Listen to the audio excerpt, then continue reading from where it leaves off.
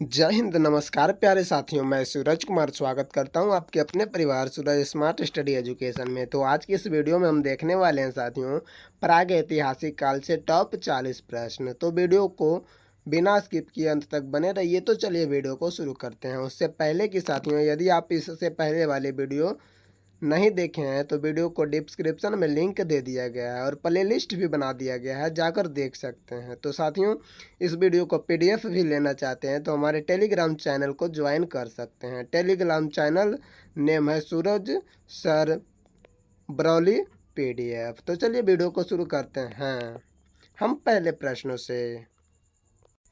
उससे पहले कि साथियों, यदि आप हमारे चैनल में नए हैं तो चैनल को सब्सक्राइब करके बेल आइकन ऑन कर लें ताकि हमारे नए वीडियो का नोटिफिकेशन आसानी से आप तक पहुंचता रहे। तो चलिए वीडियो को शुरू करते हैं पहले प्रश्नों से।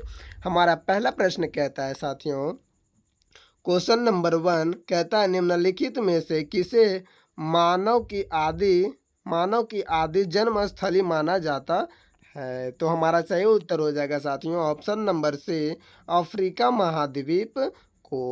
महाद्वीप को आदि मानव का जन्म स्थली माना जाता है। तो चलिए इस प्रश्न का राइट जवाब ऑप्शन नंबर सी हो जाएगा। तो चलिए नेक्स्ट प्रश्न की ओर बढ़ते हैं साथियों। हमारा अगला प्रश्न है, निम्नलिखित में से किसे मानव जाति का पालना कहा जाता है? तो हमारा सही उत्तर होगा साथियों ऑप्शन नंबर डी, अफ्रीका महाद्वीप को मानव जाति का पालना कहा जाता है। तो चलिए नेक्स्ट प्रश्न की ओर बढ़ते हैं साथियों। उससे पहले कि यदि हमारे वीडियो पसंद आ रहा हो तो वीडियो को लाइक और चैनल को सब्सक्राइब करके एक प्यारा सा कमेंट जरूर करें।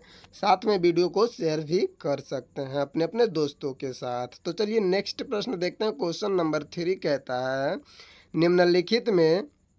निम्नलिखित में से कौन विकल्प मानव का विकास को कलम कलाक्रम अनुसार दर्शाता है? तो हमारा सही उत्तर होगा साथियों option number A, Australopithecus, homo erectus और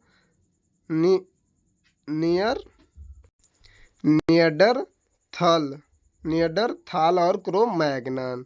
तो इस प्रश्न का राइट जवाब ऑप्शन नंबर ए हो जाएगा। तो चलिए नेक्स्ट प्रश्न की ओर बढ़ते हैं साथियों। हमारा अगला प्रश्न क्वेश्चन नंबर 4 कहता है, निम्नलिखित में से किसे मानव का आदि पूर्वज माना जाता है? तो हमारा सही उत्तर होगा साथियों ऑप्शन नंबर ए, ऑस्ट्रेलोपिथेकस आदि मानव का पूर्वज माना जाता है। तो इस प्रश्न का राइट जवाब ऑप्शन नंबर ए हो जाएगा। तो चलिए नेक्स्ट प्रश्न की ओर बढ़ते हैं साथियों। हमारा अगला प्रश्न क्वेश्चन नंबर 5 कहता है, निम्न में से किसे मानव माता यानी कि मदर ऑफ मैन कहा जाता है? तो इस प्रश्न का राइट जवाब ऑप्शन नंबर ए हो जाएगा लूसी को मानव माता कहा जाता है, यानी कि मदर ऑफ मैन भी कहा जाता है। तो चलिए नेक्स्ट प्रश्न की ओर बढ़ते हैं साथियों। हमारा अगला प्रश्न है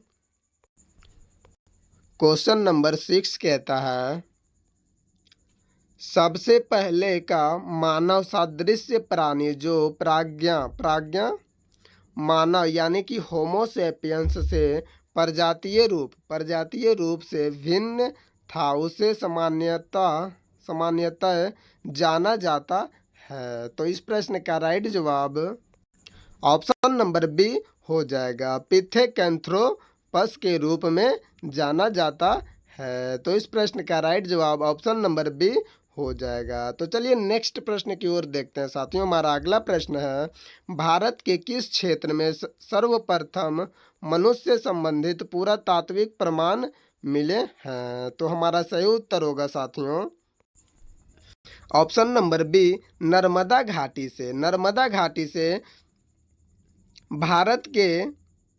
भारत के सर्वप्रथम मनुष्य संबंधित पुरातात्विक प्रमाण मिले हैं। तो इस प्रश्न का राइट जवाब ऑप्शन नंबर बी हो जाएगा, नर्मदा घाटी। तो चलिए नेक्स्ट प्रश्न की ओर चलते हैं साथियों। हमारा अगला प्रश्न है क्वेश्चन नंबर 8 कहता है, होमो इरेक्टस का एक कपाल निम्न में से किस स्थल से प्राप्त हुआ था। तो हमारा सही उत्तर होगा साथियों ऑप्शन नंबर ए, नर्मदा घाटी के हथनौरा से। नर्मदा घाटी के हथनौरा से होमो इरेक्टस का एक कपाल कपाल प्राप्त हुआ था। तो इस प्रश्न का राइट जवाब ऑप्शन नंबर ए हो जाएगा। तो चलिए नेक्स्ट प्रश्न देखते हैं। क्वेश्चन नंबर 9 कहता है निम्नलिखित में से किसे प्राचीनतम द्विपद मानव कहा जाता है। तो हमारा सही उत्तर होगा साथियों ऑप्शन नंबर बी, पिथेकैंथ्रोपस। पिथेकैंथ्रोपस कहा जाता है प्राचीनतम द्विपद मानव को। तो इस प्रश्न का राइट जवाब ऑप्शन नंबर बी हो जाएगा। तो चलिए नेक्स्ट प्रश्न देखते हैं साथियों। हमारा अगला प्रश्न क्वेश्चन नंबर 10 कहता है निम्नलिखित में से किसे आग की खोज करने का श्रेय दिया जाता है। तो हमारा सही उत्तर होगा साथियों ऑप्शन नंबर बी, होमो इरेक्टस को आग की खोज करने का श्रेय दिया जाता है। तो इस प्रश्न का राइट जवाब ऑप्शन नंबर बी हो जाएगा। तो चलिए नेक्स्ट प्रश्न की ओर बढ़ते हैं साथियों। यदि आपको यह वीडियो पसंद आ रहा हो तो वीडियो को लाइक और चैनल को सब्सक्राइब करके एक प्यारा सा कमेंट जरूर करें। तो चलिए नेक्स्ट प्रश्न की ओर बढ़ते हैं। हमारा अगला प्रश्न है निम्नलिखित में से किसे मृतकों का एक अंतिम संस्कार करने वाला प्रथम मानव माना जाता है। तो इस प्रश्न का राइट जवाब ऑप्शन नंबर सी हो जाएगा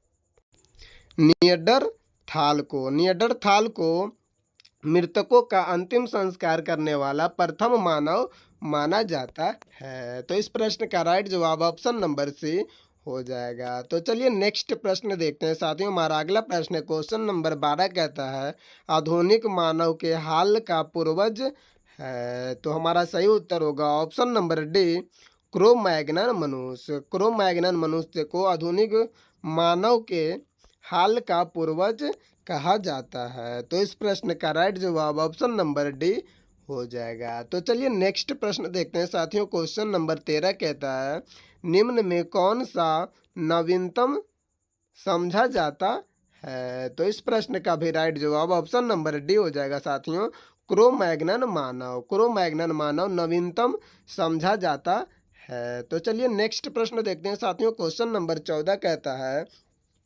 प्रारंभिक पूर्ण मानव को किस नाम से जाना जाता है। तो हमारा सही उत्तर होगा साथियों option number D, Cro Magnon मानव को प्रारंभिक पूर्ण मानव कहा जाता है। तो इस प्रश्न का राइट जवाब ऑप्शन नंबर डी हो जाएगा।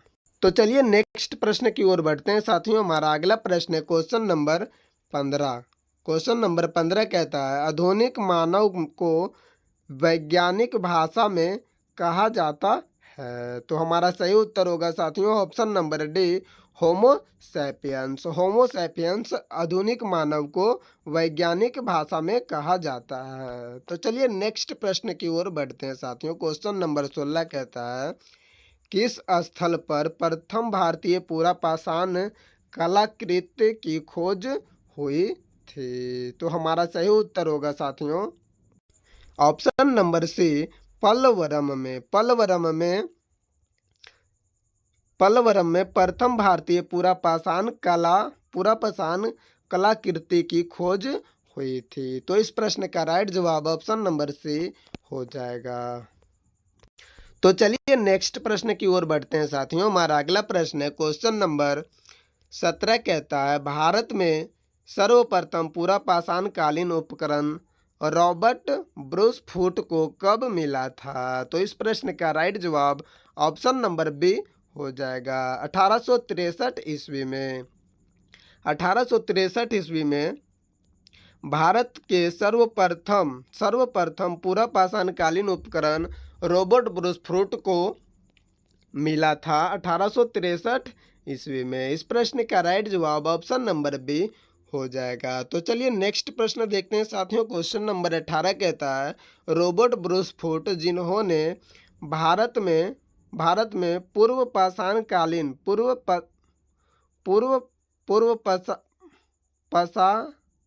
पाषाणिक उपकरण की खोज की मूलतः थे। तो इस प्रश्न का राइट जवाब ऑप्शन नंबर बी हो जाएगा, एक भूवैज्ञानिक थे।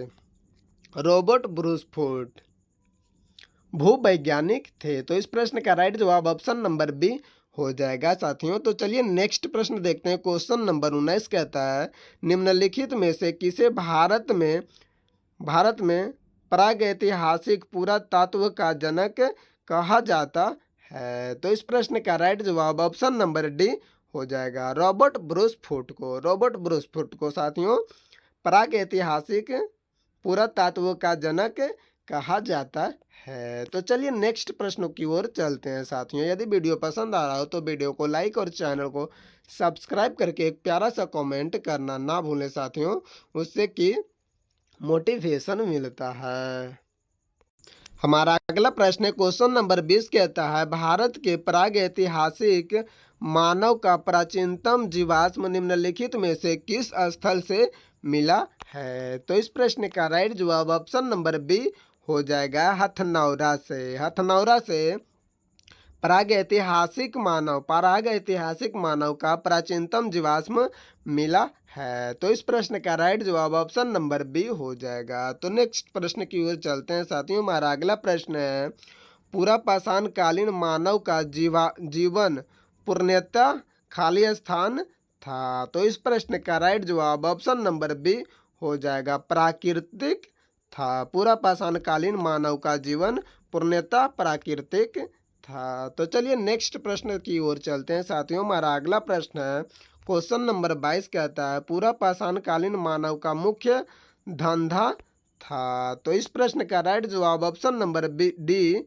हो जाएगा, शिकार खेलना पूरा पाषाण कालीन मानव का मुख्य धंधा था। तो चलिए नेक्स्ट प्रश्न देखते हैं साथियों। हमारा अगला प्रश्न है, क्वेश्चन नंबर 23 कहता है, पूरा पाषाण काल के आदि मानव के मनोरंजन का साधन क्या था। तो इस प्रश्न का राइट जवाब ऑप्शन नंबर सी हो जाएगा, घुड़सवारी पूरा पाषाण काल के आदि मानव के मनोरंजन का साधन था। तो इस प्रश्न का राइट जवाब ऑप्शन नंबर सी हो जाएगा। तो चलिए नेक्स्ट प्रश्नों की ओर बढ़ते हैं साथियों। हमारा अगला प्रश्न है, क्वेश्चन नंबर 24 कहता है, पूरा पाषाण काल युग में मानव द्वारा की गई सबसे बड़ी खोज क्या थी। तो हमारा सही उत्तर होगा साथियों ऑप्शन नंबर ए, आग जलाना पूरा पाषाण युग में मानव द्वारा खोजी गई सबसे बड़ी खोज थी। तो चलिए नेक्स्ट प्रश्न की ओर बढ़ते हैं साथियों। हमारा अगला प्रश्न है, भारत में पूर्व प्रस्तर युग में अधिकांश औजार बने थे। तो इस प्रश्न का राइट जवाब ऑप्शन नंबर ए हो जाएगा, स्फटिक के अधिकांश औजार बने हुए थे। तो इस प्रश्न का राइट जवाब ऑप्शन नंबर ए हो जाएगा साथियों, स्फटिक के। तो चलिए नेक्स्ट प्रश्न देखते हैं साथियों। क्वेश्चन नंबर 26 कहता है, सोहन संस्कृति किस संस्कृति के द्वारा दूसरा नाम है। तो इस प्रश्न का राइट जवाब ऑप्शन नंबर ए होगा, पूरा पाषाण संस्कृति सोहन संस्कृति की सांस्कृतिक दूसरा नाम है। तो चलिए नेक्स्ट प्रश्न की ओर बढ़ते हैं साथियों। हमारा अगला प्रश्न है, क्वेश्चन नंबर 27 कहता है, निम्नलिखित में से किस स्थल से पूरा पाषाणिक उपकरण नहीं प्राप्त हुए हैं। तो इस प्रश्न का राइट जवाब ऑप्शन नंबर डी हो जाएगा, आहड़ से। तो चलिए नेक्स्ट प्रश्न देखते हैं साथियों। क्वेश्चन नंबर 28 कहता है, निम्नलिखित में से कहाँ पूरा पाषाणिक अवशेष मिले हैं। तो इस प्रश्न का राइट जवाब ऑप्शन नंबर ए हो जाएगा, पंजाब से पूरा पाषाणिक अवशेष मिले हैं। तो इस प्रश्न का राइट जवाब ऑप्शन नंबर ए हो जाएगा साथियों, पंजाब से मिले हैं पूरा पाषाणिक अवशेष। तो चलिए नेक्स्ट प्रश्न देखते हैं साथियों। क्वेश्चन नंबर 19 कहता है,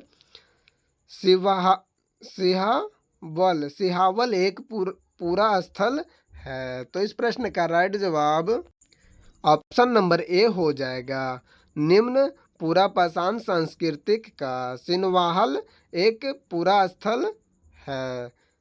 निम्न पूरा पाषाण सांस्कृतिक का। तो चलिए नेक्स्ट प्रश्न देखते हैं साथियों। क्वेश्चन नंबर 30 कहता है निम्न पूरा पाषाण काल के मानव के बारे में कौन सा तथ्य सही है। तो इस प्रश्न का राइट जवाब ऑप्शन नंबर ए हो जाएगा। वह कोर उपकरणों का प्रयोग करता था। तो चलिए नेक्स्ट प्रश्न देखते हैं साथियों। हमारा अगला प्रश्न है क्वेश्चन नंबर 32 कहता है क्वेश्चन नंबर 31 कहता है संघावो यानी कि संघावो गुफा पूरा स्थल किस काल का है। तो इस प्रश्न का राइट जवाब हमारा सही उत्तर होगा साथियों ऑप्शन नंबर बी मध्य पूरा पाषाण काल का। संघावो गुफा पूरा स्थल मध्य पूरा पाषाण काल का था। तो इस प्रश्न का राइट जवाब ऑप्शन नंबर बी हो जाएगा। तो चलिए नेक्स्ट प्रश्न की ओर चलते हैं साथियों। क्वेश्चन नंबर 32 कहता है निम्नलिखित में से कौन सा एक औजार पूरा पाषाण संस्कृति से संबंधित है। तो इस प्रश्न का राइट जवाब ऑप्शन नंबर डी हो जाएगा सेल्ट का। तो चलिए नेक्स्ट प्रश्न देखते हैं साथियों।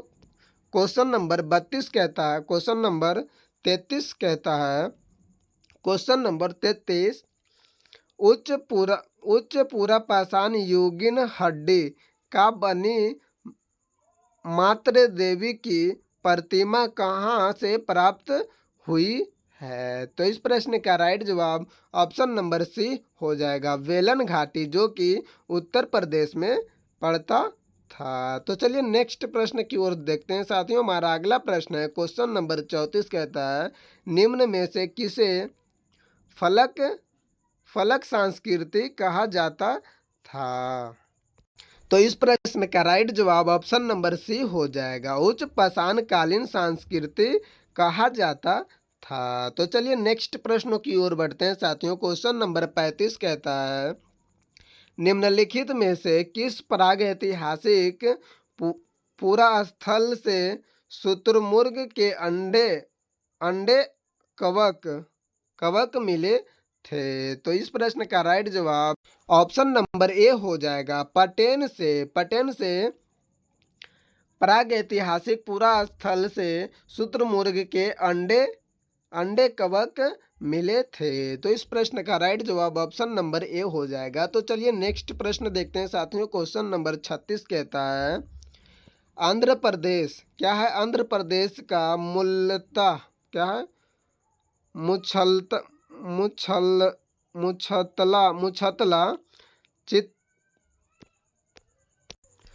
मुछतला चिंतामानु गावी शिलाश्रय किस रूप में जाना जाता है। तो इस प्रश्न का राइट जवाब ऑप्शन नंबर ए हो जाएगा भारत में उच्च पूरा पाषाणिक हड्डी सिंगों से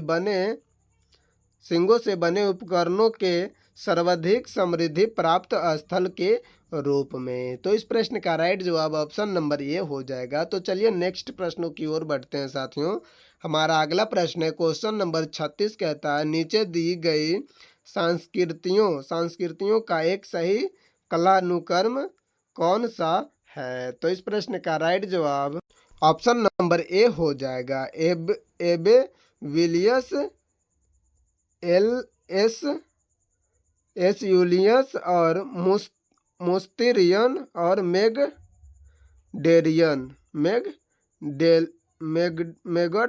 लेनिन। तो इस प्रश्न का राइट जवाब ऑप्शन नंबर ए हो जाएगा साथियों। तो चलिए नेक्स्ट प्रश्न की ओर बढ़ते हैं। हमारा अगला प्रश्न कहता है क्वेश्चन नंबर 38 कहता है पूरा पाषाण काल एवं नवपाषाण काल के मध्यवर्ती काल को कहते हैं। तो इस प्रश्न का राइट जवाब ऑप्शन नंबर ए हो जाएगा मध्य पाषाण काल कहते हैं। तो इस प्रश्न का राइट जवाब ऑप्शन नंबर ए हो जाएगा साथियों। तो चलिए नेक्स्ट प्रश्न देखते हैं। क्वेश्चन नंबर 39 कहता है पशुपालन का प्राचीनतम साक्ष्य कहाँ से प्राप्त हुआ है? तो इस प्रश्न का राइट जवाब ऑप्शन नंबर सी हो जाएगा, बागोर से। बागोर से पशुपालन का प्राचीनतम साक्ष्य प्राप्त हुआ है। तो चलिए नेक्स्ट प्रश्न देखते हैं साथियों। आज का अंतिम सवाल है, निम्नलिखित में से किस काल में माइक्रोलिथ का उपयोग होता था? तो इस प्रश्न का राइट जवाब ऑप्शन नंबर बी हो जाएगा, मध्य पाषाण काल में। मध्य पाषाण काल में माइक्रोलिथ का प्रयोग होता था। तो चलिए साथियों, आज के लिए इतना ही। आगे मिलते हैं नेक्स्ट वीडियो में, तब तक के लिए जय हिंद जय भारत। यदि आप चाहते हैं इस वीडियो का PDF लेना तो हमारे टेलीग्राम चैनल को ज्वाइन कर सकते हैं। वीडियो के डिस्क्रिप्शन में लिंक दे दिया गया है, नहीं तो सूरज सर बरौली PDF सर्च मार सकते हैं।